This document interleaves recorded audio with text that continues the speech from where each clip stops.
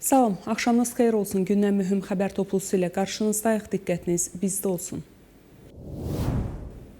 Tehran bu gecə yanmalıdır. Bu sözlər İsrailin Milli Təhlükəsizlik Naziri İtamar Ben-Gvir tərəfindən X hesabında paylaşılıb. İsrail Müdafiə Qüvvələri səhər saatlarında Təbriz şəhərində hərbi obyektə hava zərbələri endirib. Bu barədə yerli media məlumat yayıb.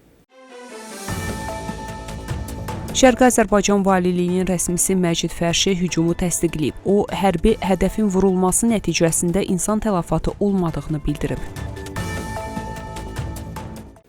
İranın axşam raket hücumlarından sonra İsrail ordusu İranda hərbi hədəflərə zərbələr endirməyə başlayıb. Bu barədə Telegram kanalları məlumat yayıb.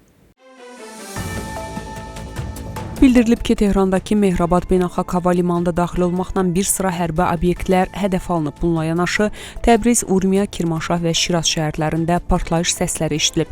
İsrail ordusu əməliyyatın davam etdiyini açıqlayıb. Tehranın İmam Xomeyni və Mehrabad hava limanlarında bütün uçuşlar müvafiq bildirişədək ləğv edilib. Bu barədə İranın Mülki Aviasiya Təşkilatı məlumat yayıb.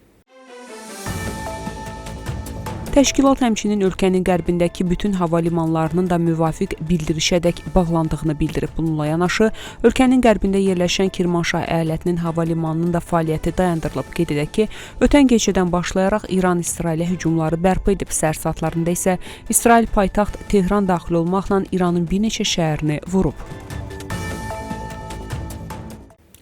İran İsrailə 11 ballistik raket atıb və heç bir ölkə belə bir hücuma dözməyəcək. Bunu İsrailin ABŞ-dəki səfiri Yehil Leyte deyib. İsrail İranın raket obyektlərini hədəf alır və əgər Hizbullah işə qarışarsa, Beyrut ətrafındakı mərkəzləri ciddi şəkildə hədəf alınacaq deyə o əlavə edib. Leyterin sözlərinə görə İsrail ordusu İranın yer-yer raket buraxılış məntəqələrini və enerji sektoru ilə əlaqəsi olmayan bəzi infrastrukturları hədəf alaraq cavab verib. Livan xalqı İranın proksi qüvvələrini rədd edib və hamı İran rejiminin davranışından bezib deyə səfir bildirib. İsrail Hizbullahın Beyrutun cənubundakı bazasını hədəf alıb. İsrailin baş naziri Benyamin Netanyahunun ofisi ölkə ordusunun Beyrutun cənubundakı Dahiyə bölgəsində yerləşən silahlı qüvvələrin komandanlıq mərkəzlərinə zərbə endirdiyini açıqlayıb. İsrail hökumətinin bəyanatında deyilir, baş nazir Netanyahu və müdafiə naziri Katsın göstərişinə əsasən İsrail müdafiə qüvvələri Beyrutun Dahiyə bölgəsində yerləşən bir komandanlıq mərkəzinə hədəf alıb. Bu əməliyyat Hizbullahın İsrail ərazisinə raket atəşlərinə cavab olaraq həyata keçirilib. Bu, aprelin 16-sında tərəflər arasında əldə olunan atəşkəsdən sonra Hizbullahın əsas bazasına qarşı həyata keçirilən ilk hücum hesab olunur. Bir neçə saat əvvəl İsrail ordusu Livandan atılan 2 mərminin havada zərərsizləşdirildiyini bildirmişdi. Hizbullah indiyənədək silahsızlaşma şərti ilə irəli sürülən təklifləri rədd edib və İsrailin hücumlarını dayandırmasını, həmçinin qüvvələrini Livanın cənubundan çıxarmasını tələb edir. Səhər saatlarında İranın Xuzistan əyalətinin Mahşəhər şəhərində yerləşən neft kimya zavodu hava hücumuna məruz qalıb. Bu haqda İran mediası məlumat yayıb. Hücum nəticəsində zavoda xəsarət dəydiyi və yanğın baş verdiyi bildirilib. İnsan itkisi barədə məlumat yoxdur.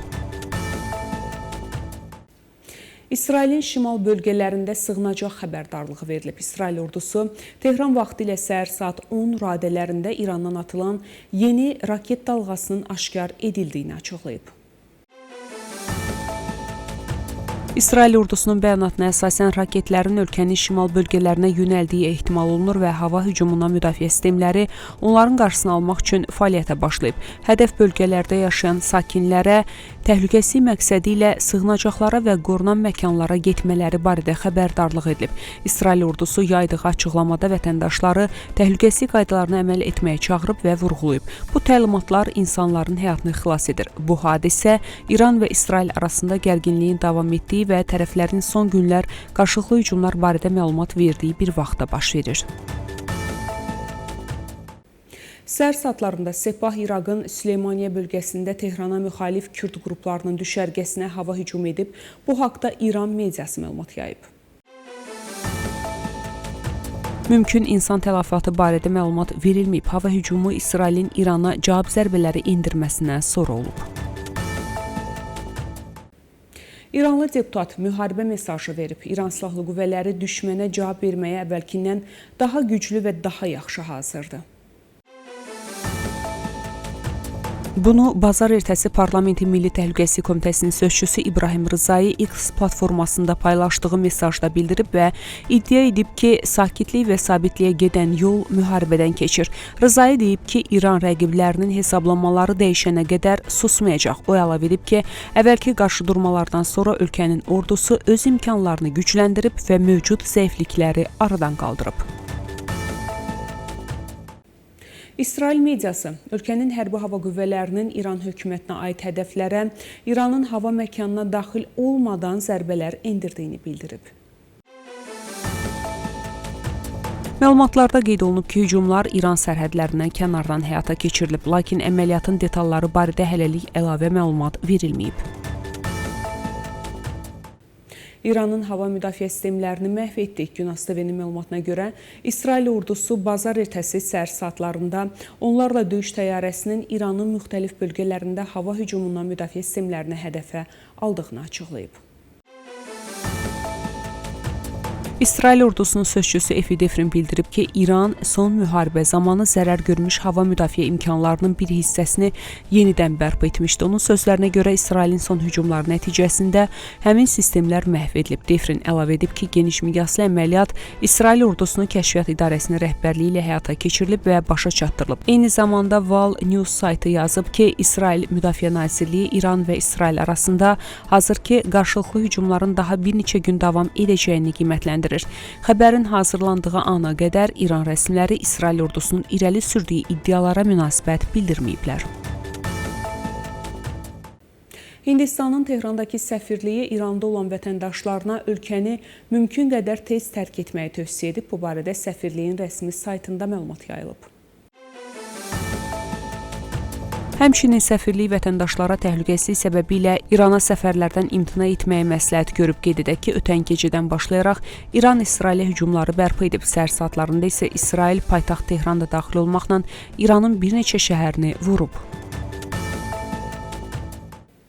ABŞ prezidenti Donald Trump İranla münaqişədə Amerika quru qoşunlarının istifadəsini istisna etməyib, lakin belə bir ssenarinin az ehtimallı olduğunu bildirib. NBC News telekanalına müsahibəsində o, ABŞ quru qüvvələrinin münaqişəyə cəlb oluna biləcəyi ilə bağlı suala cavab verib. Biz onlardan istifadə edə bilərik. Bu az ehtimallıdır, amma düşünürəm ki, münaqişə başa çatana qədər onları orada saxlayacaq deyə Trump bildirib. ABŞ lideri bildirib ki, yaxın şərqə göndərilmiş təxminən 50 min Amerikalı hərbçi hazırda təhlükə altında deyil. Belə hörmətli tamaşaçılar, bugünə çatdıracağım əsas xəbərlər bunlar idi. Görüşmək ümidi ilə salamat qalın.